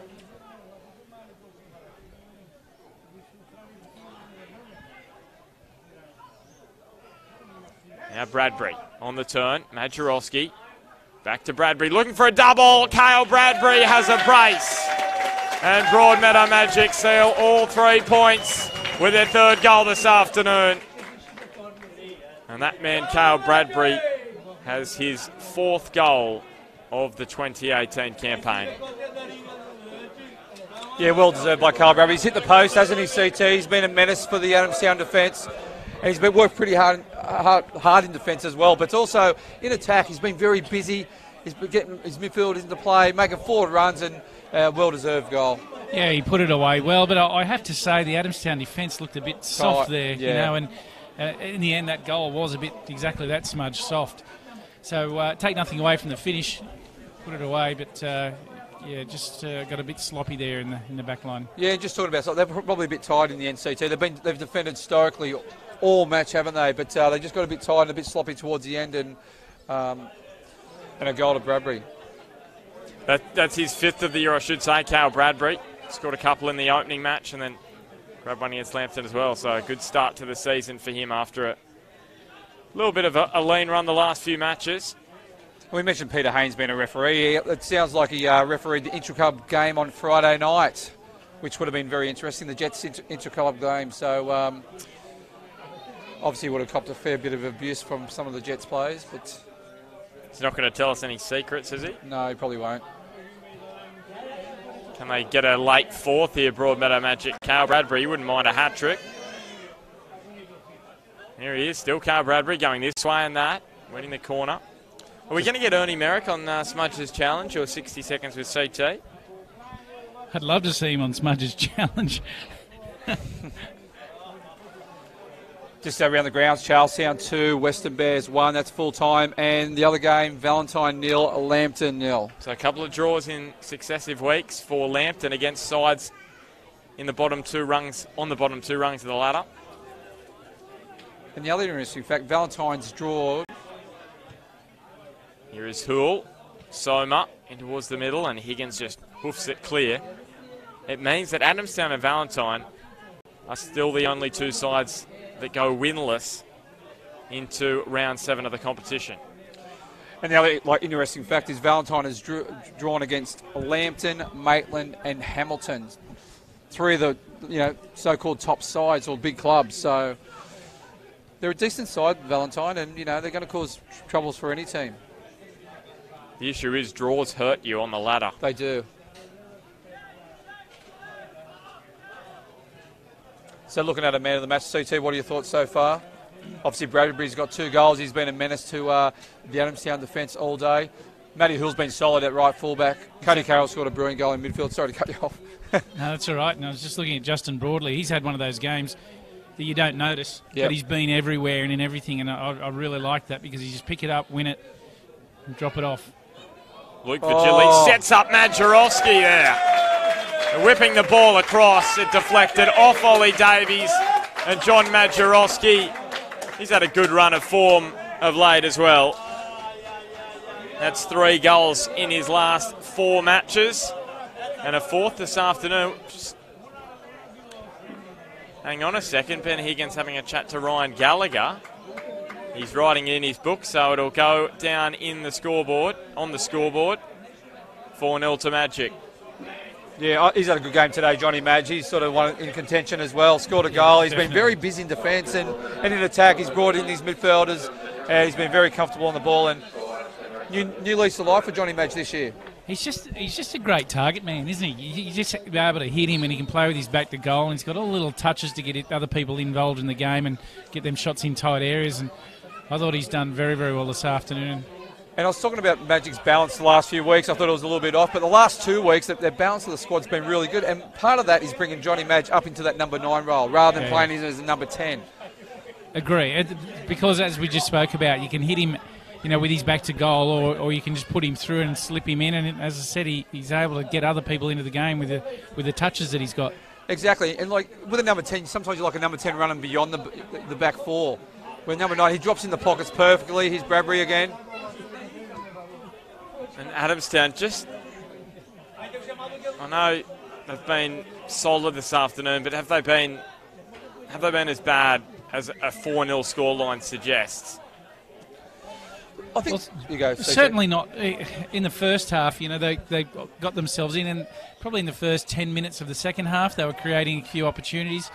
But you know what? Magic have just finished them off, and the guy that you were just talking about, Smudgin Majerovski, he's had a big part of it. And with this kind of victory, a 4-goal victory, they will climb up to 3rd spot on the ladder, up above Maitland. Broadmeadow Magic and Lambton Jaffers will be one of those big clubs outside of the top 4 at the end of the round. Oh, red card here. And here's Gallagher sending off Abshalava for off the ball.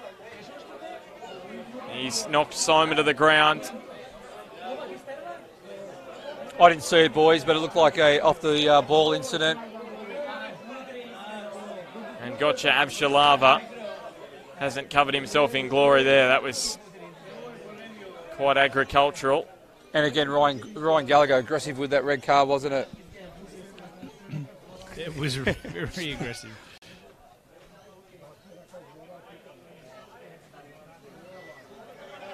It's disappointing, isn't it? Man, he's come off the bench and he's been red carded. It's not going to endear yourself to the manager. And the thing is, Adamstown's worked so hard this game, haven't they, CT? And you don't want the scoreline to blow out for their sake. No, I mean, certainly we've still got a little bit of time. They don't want to have a 6 on the scoreline. So Hull. That's a smart play because that's going to bring Adamstown out. Now Vigili, Piddington, he's looking for another goal this year. Standing right next to Ben Kelly. Oh, Piddington just slips over. So, boys, looking at a Harry Snitzel man of the match. Play of the day, Smudge. Majerovski has done well in the front third this afternoon, held the ball up nicely.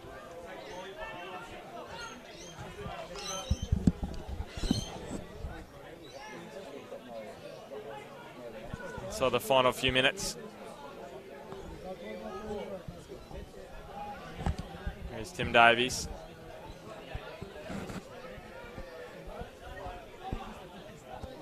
So 1-0 it was at half-time. Cody Carroll with the first half goal, and in the second half, Cale Bradbury with a couple, and John Majerovski with one as well. So Cale now with 5 for the season. James Vigili came off injured early in the match. He stays on 6, and John Majerovski with a few, 3 goals in 2018.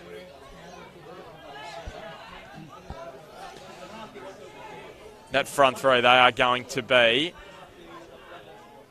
a pretty decent force in 2018, you feel. Majerovski, Bradbury, Vigili. And Fadjovic. Fadjovic as well, of course, off the bench. That's right. And that's the thing, they've been leaking goals and they've been a bit imbalanced in their defence. That's why I don't mind this 3 to 5 man full back line, because it really, it's a... you go. I was just going to say, this is if they keep a clean sheet this afternoon, that's 2 weeks in a row where they haven't conceded. Yes. And they're always going with that front three, and you'll agree with this, CT. They're always going to get opportunities. It's just a matter, and they've got the skill to actually create as well as score the opportunities. So it's a matter of just keeping the ball out of their defensive net.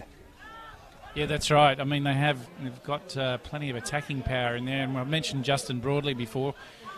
This man Juddy has been absolutely everywhere today, and he's the worker in this side. He's really clocked up some kilometres today.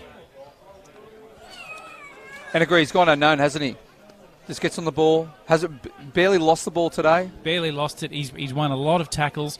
He's done a lot of work. He's tracked his runner a lot. And he's just been pretty much everywhere, but you just don't see him because he wins it and drops it off and gets people in and gets the play moving again. Yep. So John Griffiths now to Soma, who almost opened his NPL account with his first touch. Can he do so now? Tim Davies there for Adamstown. It's been another difficult day for Rosebud's fans and players and staff alike. And going on back on Johnny Madge, he created the penalty as well. His body position was spot on for Higgins. And again, look at that. Defensively, he's worked very hard today. I think he has been good. Yeah, John Madge, yeah, me too. Up there in the top three out there this afternoon. Here's Luke Vigili. He's done a mountain of work down the left, into the middle. Majorowski unlucky again. Could have had a quick fire brace there. And he's not done with just yet, because Luke Vigili had to whip this corner in. Dino Fatchery, he's off. He's already got change. Maybe he's got a function to go do. Yeah. Have Ruben Zadkovic a bit of a high five on the way out.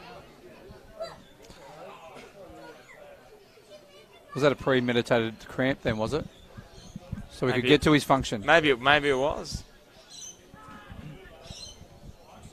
Here's Vigili. Rolling in here is Duncan.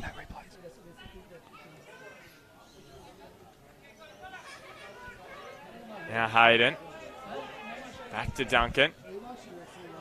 Turned over, now Piddington. Whips this one in, Cale Bradbury. Searching for a hat-trick.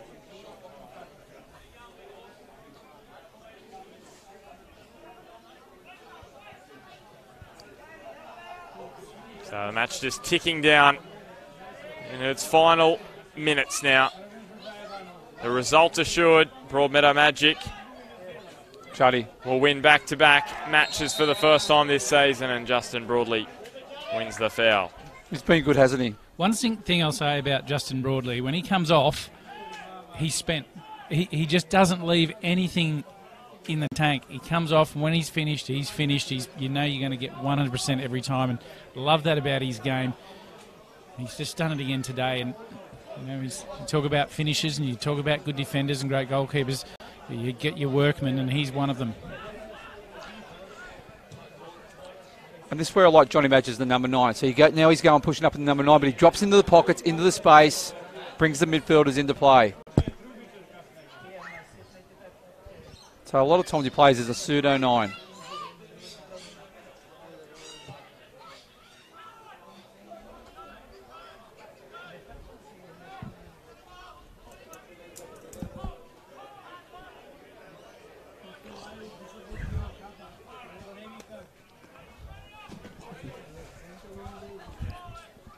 Here's Duncan. And Connor Hayden, who's looking to get after that. He's done a lot in the front third as well. Here is Robbie Turnbull. And Ryan Gallagher says that will be that. And Broadmeadow Magic record back-to-back victories for the first time in 2018 and climb into the top 4 once again. That is their 20th consecutive match against Adamstown, where they have either won the match, that's 18 wins and 2 draws from their last 20 matches against Adamstown Rosebuds. It's been total domination. They haven't lost to them since 1999. And Adamstown, their woes continue. That is their 6th consecutive match this season without victory. And the drought goes on for them at home. That's now 3 matches where they are yet to score at Adamstown Oval since that round 1 2-all draw with the Jets youth here. So not a great spell for the home side. Full time it finishes at Adamstown Oval. Adamstown Rosebud 0, Broadmeadow Magic 4. CT, that man, he'll be pretty pleased with himself. 2 goals this afternoon. Breaks a 3-game drought. Yeah, he sure will, and he'll go home very, very happy and satisfied with his game today. And so will a few of these boys from Broadmeadow Magic, but you've got to feel for Virgili and also Wilson, who've got some serious injuries today. So we hope that they're okay and they're back as soon as possible. I fear more for Wilson in length of time, but both very serious injuries, so I hope they're both okay. Now Smudge is just heading out to potentially grab our man of the match. I'm just having a quick scan around. Well, I can see him. He's down the far end of the park. He is John Madrosky. He's gone to catch up with his wife. No, he's gone a fair way down. So we'll be with him in just a sec. You can see Smudge there just below on screen, so be with us shortly. Yeah, but just Adamstown, it's another tough result. Is there any light at the end of the tunnel, or is it going to be a long, long season for the Rosebuds? You know what, there's rumours, and it's just rumours, there's a potential player maybe joining the group, which will help them out. Any names, CT? Oh, look, You're going to tell me off air? You're not going to put it out on the airwaves? I just think that if they get an inclusion in another 1 or 2, that may bolster things for them. But you know what, as they were today, and there were good long sections of the game where they did play well and they had Broadmeadow Magic on the back foot. And, so there's some real encouragement about that, but I can't see that, it's going to get much easier for them without, some players have had another send-off, etc. So it's going to be a little bit tough. All right, well, John Madrosky is just about to join us up here in the commentary box. And Smudge, I'll see Tate, you're going to do it, are you? We can both. Yeah, you can both do it. Tate, you boys can take it away. So, Johnny, first up, what are your thoughts on the game? And you got a brace, or you got a goal and you caused a penalty? It was a tough game. Adamstown put up a great fight in that first half. We found it hard to break down.